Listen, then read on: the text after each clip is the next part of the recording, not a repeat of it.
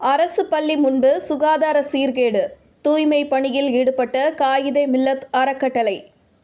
திண்டுக்கல் மாவட்டம் பழனி அருகே உள்ள புது ஆயக்குடி முஸ்லிம் அரசு பள்ளியில் ஆதிதிராவிட பழங்குடியின மாணவர்கள் படித்து வருகின்றனர். இந்த பள்ளிக்கூடத்தின் முன்பு கொட்டப்பட்ட குப்பையால் சுகாதார சீர்கேடு நிலவி வந்தது. இந்த நிலையில் தேசிய அளவிலான தூய்மை பிரச்சார பணிகளின் அங்கமாக தூய்மை பணிகள் மேற்கொள்ளப்பட்டது. இதனை ஒட்டி காயிதே மில்லத் சிறுபான்மை சமூக சேவை அறக்கட்டளையின் நிறுவனரும் 18வது வார்டு கவுன்சிலருமான அஜ்மத் அலி சக நிர்வாகிகளுடன் வந்து ஆயக்குடி பேரூராட்சி துப்புரவு பணியாளர்களின் உதவியுடன் சுகாதார பணியை மேற்கொண்டார்.